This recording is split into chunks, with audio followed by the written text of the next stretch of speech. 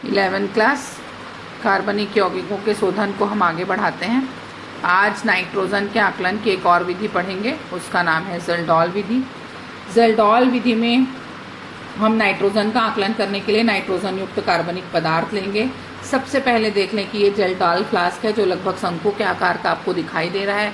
इस ज़ेल्डॉल फ्लास्क में ही आप कार्बनिक पदार्थ लेंगे जिसमें कि नाइट्रोजन रहेगा और उसी में आप H2SO4 मिलाएंगे, ठीक है। और थोड़ा सा K2SO4 और थोड़ा सा कॉपर सल्फेट भी इसी में मिलाया जाता है, ठीक। K2SO4 मिलाएंगे और कॉपर सल्फेट मिलाएंगे। अब K2SO4 क्यों मिलाते हैं? K2SO4 इसलिए मिलाते हैं कि वो क्वथनांक उन्नयन का प्रभाव डालता है, यानी क्वथनांक को बढ़ाने का काम करता है, और कॉपर सल्फेट जो है वो उत्प्रेरक का काम करेगा, ठीक है। अब इस विधि में क्या क्या होता है, ज़ेल्डॉल फ्लास्क को तो पहले आसुत जल वगैरह से धोना है, जो भी करना है उस बारे में हम लोग बात करेंगे। ज़ेल्डॉल फ्लास्क में एक ये ढीला ढक्कन लगा हुआ होता है, झुकी हुई संरचना है ज़ेल्डॉल फ्लास्क जो है वो, तो एक ढीला ढक्कन लगा होता है ना। और इसको हम बहुत धीरे धीरे गर्म करते हैं। इसमें ज़ेल्डॉल फ्लास्क में जो कार्बनिक पदार्थ है उसको हम बहुत धीरे धीरे गर्म करेंगे। फ्लास्क का रंग पहले आपको लगभग ब्राउन कलर, हल्का भूरा रंग आपको दिखाई देगा। कुछ समय के पश्चात यही रंग जो है वो सफ़ेद हो जाएगा। क्यों होगा? क्योंकि जो नाइट्रोजन थी वो पूरी तरह से अब अमोनियम सल्फेट में बदल चुकी है। जितनी भी नाइट्रोजन थी वो अमोनियम सल्फेट में बदल चुकी है। ज़ेल्डॉल फ्लास्क को गर्म करना आप बंद कर दीजिए। ज़ेल्डॉल फ्लास्क को गर्म करना बंद करके अब उसमें आसुत जल डालिए और आसुत जल से धोने का प्रयास कीजिए। किसको? वही अमोनियम सल्फेट जो सफ़ेद बना हुआ है ना, उसको धोएंगे। आसुत जल से धोते हैं और धावन को बड़े फ्लास्क में लेते हैं। यहाँ लेंगे, जो धावन आ रहा है ना, धो धो के जितना पदार्थ बचा है उसको इस बड़े फ्लास्क में हमको लेना है, ताकि अमोनियम सल्फेट जो है वो अमोनिया में परिवर्तित हो जाए, है ना। और जो क्षार जो भी आपका बच रहा है, अमोनिया क्षार में परिवर्तित हो जाता है ना। तो ज़ेल्डॉल फ्लास्क को आप आसुत जल से धोगे, बड़े फ्लास्क में आप पदार्थ लोगे और अधिक मात्रा में इसमें क्षार को मिला देते हो। इसी फ्लास्क में द्रव के साथ क्षार को भी मिलाते हो, देखो प्लस हो गया क्षार, ठीक है। अब धीरे धीरे इसको गर्म करते हैं तो निकली हुई जितनी भी अमोनिया गैस है ये शंकु फ्लास्क में जाएगी। ये यहाँ से निकल के ये अमोनिया गैस यहाँ जाएगी, द्रवीभूत होगी और यहाँ एकत्र होती जाएगी। जहाँ पे H2SO4 है तो H2SO4 अम्ल है, अमोनिया क्या है? क्षार है। तो अतिरिक्त अमोनिया यहाँ आ जाएगी आपकी, और उसी का मेजरमेंट करके आप कार्बनिक पदार्थ में उपस्थित नाइट्रोजन की गणना कर लेंगे, ठीक है। ये आपका फिर से वही है जल संघानित्र। यहाँ से आपको जल डालना है, यहाँ से जल निकलेगा, गैस द्रवीभूत होगी और यहाँ आके एकत्र हो जाएगी। तो ये दो पार्ट में चल रही है ये विधि। पहले ज़ेल्डॉल फ्लास्क का काम करना है, उसके बाद आपको यहाँ ला के करना है। फिर इसका टाइट्रेशन कर लेंगे तो आपको अम्ल और क्षार की मात्रा का ज्ञात हो जाएगी, कितनी अम्ल था और कितना क्षार था। क्लियर? ज़ेल्डॉल विधि द्वारा नाइट्रोजन की गणना करना है तो कार्बनिक यौगिक का द्रव्यमान फिर से आपको W ग्राम लेना पड़ेगा। अभी चूंकि नॉर्मलता है ना, जो प्रारंभ में आप लिए हो, नॉर्मलता को हमेशा N से प्रदर्शित करते हैं, पहले चैप्टर में पढ़ लिए हैं। प्रारंभ में लिए गए नॉर्मल के लिए अम्ल का आयतन V1 ग्राम है। अम्ल के उदासीनीकरण के बाद जो प्रयुक्त होगा वो V2 ग्राम होगा। तो V1 और V2 में अंतर निकालोगे तो आपका V निकल जाएगा। इस तरह आपको नाइट्रोजन के प्रतिशत मात्रा की गणना करनी है। और आप ये जानते हैं कि नाइट्रोजन का जो परमाणु भार होता है वो कितना होता है भाई? 14 ग्राम। तो अब आप निकाल लीजिए। जबकि ये देख लीजिए, आपको यहाँ लिखा हुआ है ना, 1000 ml में 17 ग्राम NH3 था जिसमें 14 ग्राम नाइट्रोजन था। जबकि मतलब एक नॉर्मल अमोनिया विलयन में VmL नाइट्रोजन की मात्रा है ना बराबर 14/1000 गुणित V।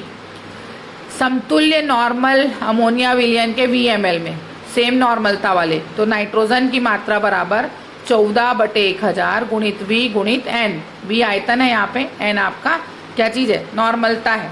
तो आपको W ग्राम में निकालना है। तो आप सीधे सीधे लिखेंगे, देखिए N2 की प्रतिशत मात्रा बराबर 14 गुणित V गुणित N/1000 गुणित 100/W। 100/W लिख देंगे। उसके बाद ये आपको 14 को ये काट पीट कर लिए हैं आप, 1000 से 100 कट गया, फिर ये 10, तो ये हो जाएगा आपका 1.4 इंटू V इंटू N/W।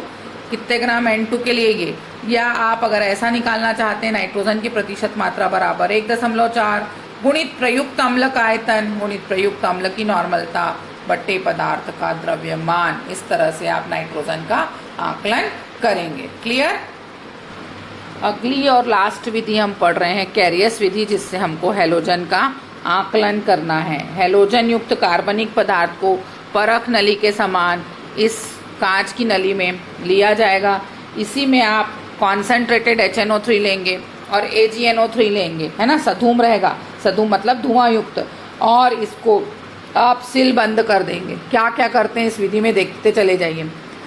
यह एक विशेष प्रकार की लंबी नली है जो आपको दिख रही है, इसी को हम कैरियस नली के नाम से जानते हैं। कैरियस नली में हमको कार्बनिक पदार्थ लेना है, सधूम HNO3 लेना है और AgNO3 लेके इसको सील बंद कर देना है और भट्टी में डाल के इसको गर्म करना है ना, एकदम अच्छे से गर्म होने देना है।